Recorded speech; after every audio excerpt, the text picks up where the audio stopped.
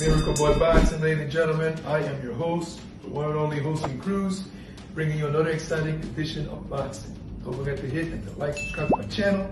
It's always greatly appreciated. Stay tuned.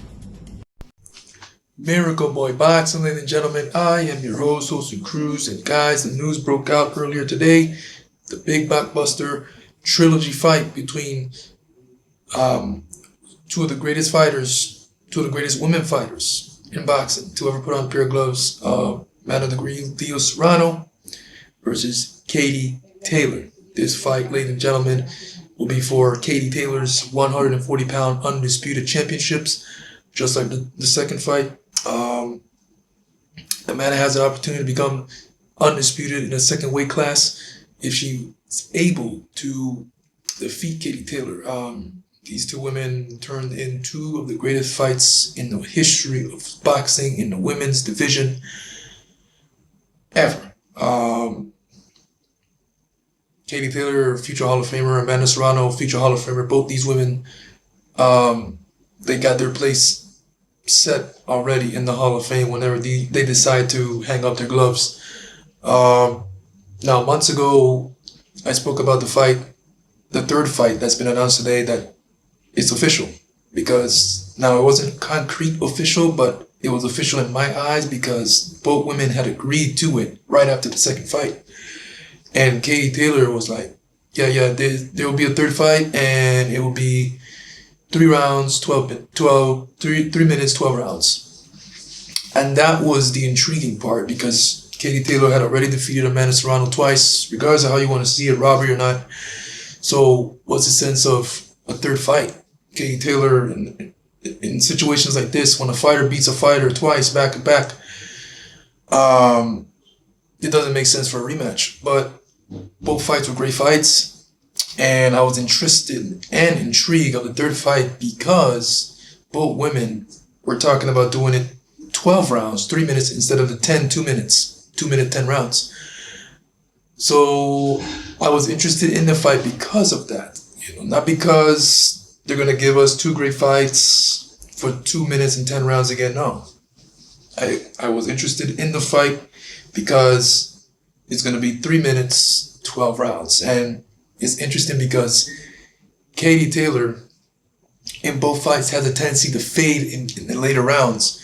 And Amanda Serrano fights hard as hell, a lot of pressure, a lot of punches. In both fights, both women were fought at a fast, blistering pace. Landing numerous thunderous shots on each other. A lot of beautiful exchanges on the inside between the two women. Punches and punches. Katie Taylor's head flying like a bobblehead. It's great. It's just great stuff. And this third fight, I thought it was going to be 12 rounds, 3 minutes. And based on my understanding and based on what I read earlier today, that Katie Taylor did not agree to the 3 minutes and 12 rounds. So now we're back to the traditional way, 10 rounds, 2 minutes, the same way these two women did it the first two fights. And the thing is about this fight, we're going to get a great fight regardless. But Amanda Serrano, in the two fights that these two women has had, she fought her ass off twice and couldn't convince the judges. So now here we go with the third fight. Same 2 minutes, same 10 rounds. And if it goes to decision, which likely it will, what do you expect to happen? They're going to give it to Amanda Serrano. They didn't give it to her in the first two fights. The first fight was a draw, could have gone either way for me. The second fight, Amanda clearly won it, even though it was a great fight. They still didn't give it to her. Now here we go back to New York where it all started. And most likely it's going to go decision. What do you think is going to happen? Giving it to Amanda will be shocking because of the last two fights that we've had. It didn't go Amanda's way. Here comes the third fight. Amanda's chance here, in my opinion, is to knock her out or at least get a knockdown. If she's able to score a knockdown on Katie Taylor in another razor-thin fight, competitive fight, which likely will be, then she has a chance to finally convince the judges to give it to her. But if she cannot score a knockdown or knock her out, it's gonna be Katie Taylor all over again. Honestly, and I'm here for Amanda. I'm supporting her, like I always support my Wolverine fighters. But if Amanda can't knock her out or score a knockdown, it doesn't matter. It's not gonna matter. Honestly, I mean, I'm looking forward to the fight. It's gonna be another great fight, but yeah, Amanda's gonna have to score a knockdown or stop her. And last two fights, Amanda fought hard, and she still couldn't get the job done for whatever reason. So July 3rd, 11th on Netflix. What was at the time last year when they fought on Mike Tyson, Jake Paul card, it was the most watched women's boxing fight in the history of the sport, thanks to Netflix. You know, a lot of people were tuning in that don't even watch boxing, was watching the fight. A lot of people that I know don't watch boxing, enjoyed the fight, became fans of Amanda Serrano, became fans of Katie Taylor, especially Amanda Serrano, because a lot of people saw her win the fight, even though they didn't give it to her. But a lot of people became fans of her and fans of boxing, thanks to Netflix, but not only thanks to Netflix, thanks to both women put on a great fight and entertaining the people that tuned in. So here we go on Netflix, July 11th, rematch, trilogy, and I'm sure and I'm expecting the same people that tuned in to see the second fight on Netflix tune in again, because it's going to be another great fight. I'm looking forward to it. You know, it sucks that it's not going to be 3 minutes, 12 rounds. I thought both women had agreed to it. Amanda, of course, was the instigator of that. She wanted that 12 rounds, 3 minutes. She's the big supporter of that, but Katie Taylor said no.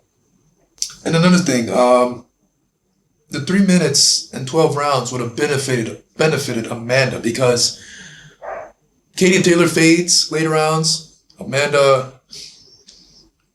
the 3 minutes, the extra minute would have benefited Amanda, because she would have had a chance to probably get Katie Taylor out of there, you know. But since now we're back to 2 minutes, 10 rounds, she's not going to have the opportunity to do so. But hopefully we don't get headbutts in this fight again. You know, Katie Taylor likes to come in with her head, and in the second fight, it was headbutt after headbutt to the point where it busted Amanda open. Nasty cut, one of the nastiest cuts you'll ever see. So we're hoping that no headbutts occur, and both women can get it on without headbutting each other.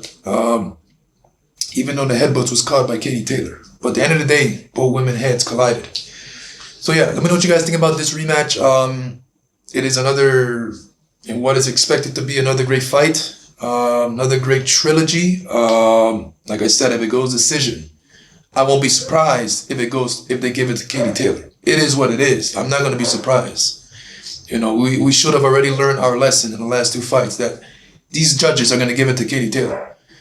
So Amanda has to do something special, extraordinary, and has to knock Katie Taylor out or drop her multiple times.